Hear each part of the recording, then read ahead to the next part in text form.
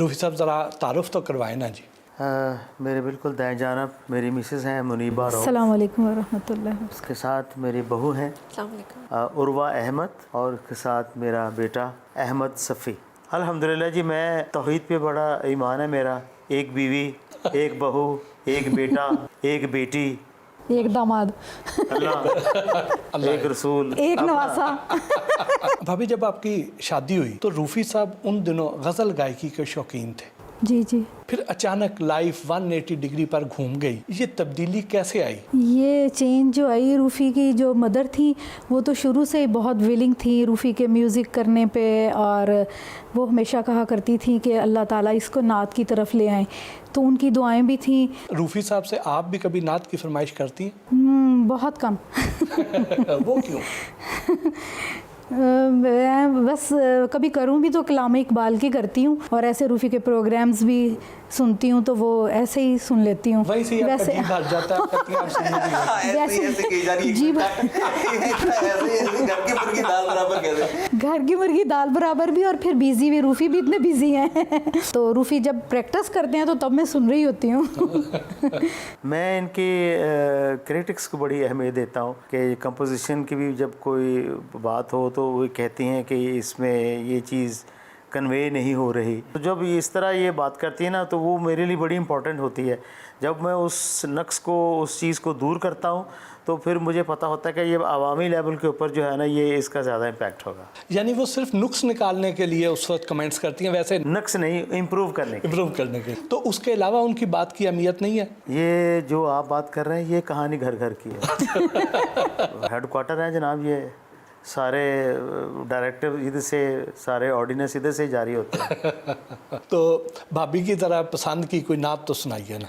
लौह भी तू, कलम भी तू, तेरा वजूद अल किताब, गुंबद आबगीना रंग, तेरे मुहीत में हबाब।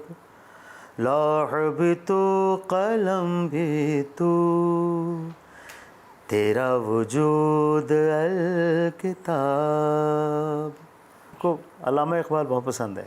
रूफ़ी साहब आपसे किस चीज़ की ज़्यादा फरमाइश करते हैं? रूफ़ी को बस यही होता है कि मेरे जो सारे जो मतलब मामलात रूफ़ी ने जाना है, रूफ़ी की तैयारी टाइम पे हो, सारा कपड़े रूफ़ी के रेडी हों, कोई लेट ना हो। रूफ़ी पंचुअल बहुत हैं, तो यही है कि घर में खाना भी टाइम पे, हर चीज़ टाइम पे, तो वो सारा कुछ फिर वो मैनेज करना तो लेडीज़ का ही काम होता है। बज़ाहिर तो रूफ़ी साहब बड़े ठंडे मीठे मिजाज के आदमी हैं, लेकिन कभी कभी गुस्सा तो आता होगा। रूफ़ी को गुस्सा, जब रूफ़ी ये सिबगत अल्लाह अल्लाह के रंग में जब नहीं रंगे थे तब बहुत आता था। अब रूफ़ी बहुत मतलब दरगुजर कर देते हैं, माफ़ कर देते हैं, बर्दाश्त कर लेते हैं, ज़्यादा गुस्सा नहीं आता अब। मियाँ बीवी में नोक झोंक तो फितरी सी बात है। आप में से नोक झोंक किस बात पर ज़्यादा होती है? हमारी नोक झोंक इसी बात पे होती है कि रूफ़ी लेट हो जाए, मैं रूफ़ी को लेट करवा दूँ, रूफ़ी की तैयारी में, कोई खाने में लेट हो जाए, रूफ़ी ने जाना है, किसी को टाइम दिया हुआ है, मेरी वजह से रूफ़ी लेट ना हो, तो इस बात पे थोड़ा बहुत होता है। अदरवाइज़ हमारी नोक झोंक भी पहले बहुत हुआ करती थी, अब मुझे लगता है बहुत कम होती है। अगर नाराज़गी हो जाए तो मनाने में पहल कौन करता है? ज़्यादा तो मैं ही करती हूँ, लेकिन रूफ़ी भी कर लेते हैं कभी कभी। घर की सजावट का तो आप दोनों को शौक़ है, लेकिन और कौन से अमूर ख़ानादारी हैं जिसमें रूफ़ी साहब आपको हेल्प आउट भी करते हैं? रूफ़ी फ्रूट रूफ़ी ख़ुद बहुत अच्छा ख़रीद के लाते हैं घर के लिए, मतलब कहते हैं मैं लेके आता हूँ, आप अच्छा नहीं लेती तो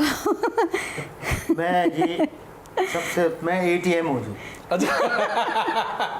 ले जी, बेटे की तरफ आते हैं ना जी। आपके वालिद पाकिस्तान की एक जानी मानी शख्सियत हैं, लेकिन बतौर वालिद आपकी उनके बारे में क्या राय है? जो हर एक बच्चे की अपने वालिद के लिए होती है, उसके लिए आइडियल होते हैं वो, ठीक है, वो उनको फॉलो करता है।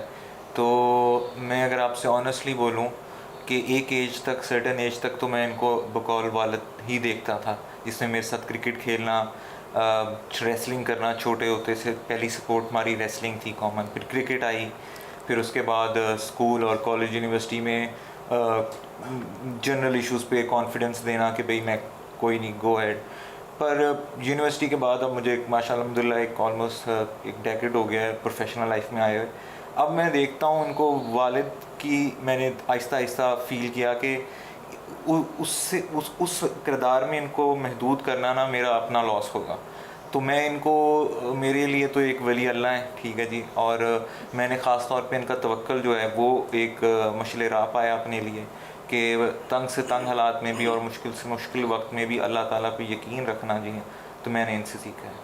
रूफ़ी साहब मिजाजन सख्त किस्म के बाप हैं या दोस्ताना रवैया रखते हैं? दोस्ताना शुरू से, लाइक पेरेंटिंग में मैंने देखा है कि जब आप पेरेंटिंग में जाते हैं तो कई चीज़ें आप वक्त के साथ सीखते हैं, बट मैंने पाया कि क्योंकि इनकी दोनों की एकेडमिक बैकग्राउंड थी तो इन्होंने थोड़ी सी रिसर्च भी, मुताला भी किया पेरेंटिंग को लेके। तो मुताले के साथ साथ जब प्रैक्टिस आ जाती है तो वो पेरेंटिंग में ऑब्वियसली निखार आ जाता है। आप भी उनसे नातों की फरमाइश करते हैं? अब एज इन नहीं, हम भी नहीं करते ख़ास तौर पे उम्रे पे जब हम होते हैं ना तो हम सब फरमाइश करते हैं। और जैसे कि जब मस्जिद नबवी के मीनार नज़र आए, मरगूब अहमद हमदानी साहब की नात है ये, तो मैं मतलब इनसे कहूँगा कि हम जब आप हरम की तरफ जा रहे होते हैं रास्ते में, तो जब मीनार नज़र आने शुरू होते हैं तो ये लब्बाइक से हम लोग फिर हल्का सा एक दो इस पे शिफ्ट कर जाते हैं। विदाई आपके सलाम के वक्त यहाँ होते हैं तो तब विदाई कलमात के वक्त हम मतलब रिक्वेस्ट करें या ये खुद समझ जाते हैं कि इस टाइम मुझे, तो ऐसे होता है। पर डेली रूटीन में हम लोग ऐसे नहीं होते, मतलब जैसे आप समझेंगे वसीम अकरम अपने बच्चों को सारी क्रिकेट खिलाता रहता, तो वो ऐसे ही है। एक्चुअली ये है पब्लिक प्रॉपर्टी, ये हमारे काबू नहीं आते। असल बात ये। अब आप कौन सी नात की फरमाइश करेंगे अपने वालिद साहब से? यही मस्जिद नबी के मीनार नजर आए। मरगूब साहब हमारे उस्तादों की तरह हैं। जब मस्जिद नबवी के मीनार नजर आए,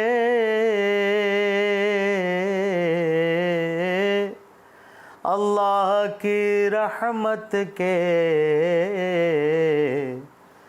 आसार नजर आए, बस याद रहा इतना जाली से लगा सीना, फिर याद नहीं क्या क्या अनवार नजर आए।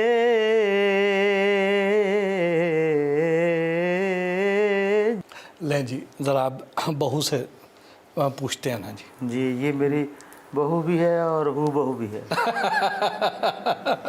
वाह वाह। As a father in law आपने रूफ़ी साहब को कैसा पाया? फादर इन लॉ तो जैसे होता है कि एक होता है कि बाहर फादर इन लॉ वाली कोई चीज़ भी नहीं है, बिल्कुल फादर की तरह है, बहुत लविंग हैं, केयरिंग हैं, बहुत सॉफ्ट हैं, तो बस वैसे ही हैं जैसे अहमद और ज़ैनब के साथ है वैसे ही।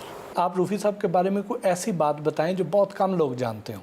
ऐसी बहुत केयरिंग है, वो भी पता ही है, सॉफ्ट स्पोकन है।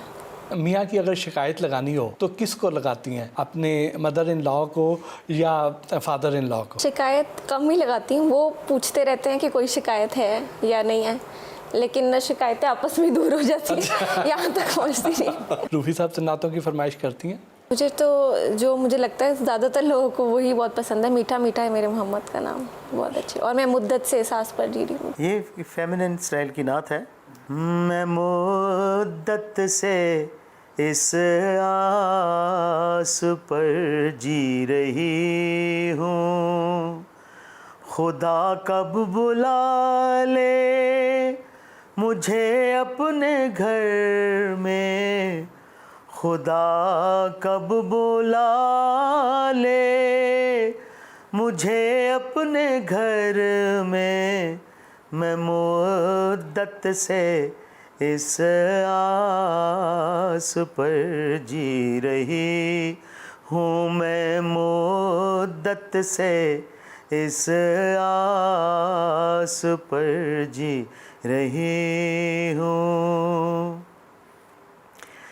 नहीं है भरोसा कोई जिंदगी का उसी को खबर है, वो सब जानता है, बुला लेगा मुझको वो मरने से पहले, बुला लेगा मुझको वो मरने से पहले, मैं मुद्दत से इस आस पर जी रही हूँ।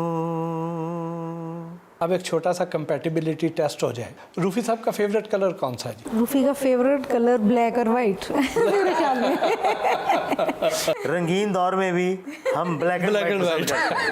रूफी साहब खुश हों तो इजहार कैसे करते हैं? रूफी खुश हों तो गुनगुनाते हैं, और नाराज हों तो गुस्सा कैसे निकालते हैं? गुस्सा शाउट करके, ऊंची बोल के। रूफी साहब की पसंदीदा जगह कौन सी है? दुनिया में तो हर महन ही है। लें जी रूफी साहब, अब आपका ज़रा इम्तिहान लेते हैं ना जी। बेगम का पसंदीदा कलर कौन सा है? It varies time to time. इनका बस पसंद का एक ही, इनका जो जितनी एक्सपेंसिव चीज़ हो ना उतनी ज़्यादा पसंद है। ये ऐसे नहीं देख सकते इसकी क्वालिटी क्या है, कीमत पूछेंगे, अच्छा ठीक है फिर दे दो। बेगम साहब के पास किस रंग के सूट सबसे ज़्यादा हैं? सारे कलर्स ही हैं, बल्कि ऐसे भी होता है कि हम जाएं तो मैं खुद कहता हूं कि ये कलर आपके पास नहीं है तो ये भी ले लें। बल्कि रूफी हमेशा मुझे मतलब ये ले लो, ये ले लो, ये ले लो, और मैं कहती हूँ नहीं मुझे ज़रूरत नहीं है, मैंने नहीं लेना। शॉपकीपर जो है ना जी, वो कहते हैं कि आपका कपल जो है ना बिल्कुल डिफरेंट है। यहाँ पर ख़वातीन कह रही होती हैं कि मुझे ये ले दें तो हस्बैंड कहता है रहने दो, फिर नेक्स्ट टाइम ले लेंगे। हमारा हमेशा उलट होता है, मैं कह रहता हूँ ये भी ले लो, ये भी ले लो, कहते नहीं नहीं इसकी ज़रूरत नहीं है। बेगम खुश हो तो इजहार कैसे करते? इनका दिल करता होता है कि कहीं बाहर निकलें, कहीं चलें। और अगर मूड अच्छा ना हो तो कैसे पता चलता है? ऐसा हुआ नहीं कभी कि इनका मूड अच्छा ना हो, ऑनेस्टली जी। बेगम की पसंदीदा डिश कौन सी? इनकी पसंदीदा डिश सैलड्स बड़े शौक से खाती हैं, और राइस, एक जो बंगाली होते हैं ना, बंगाली पेट भर के खाना खाया हो ना, आप उसको कहें ना चावल खाएं वो खा लेंगे। तो मैं बंगाली हूँ। खाना खाया हो पेट भर के तो आप कहने का राइस आ गया, राइस खा लेंगे। हालांकि शी इज डायबिटिक।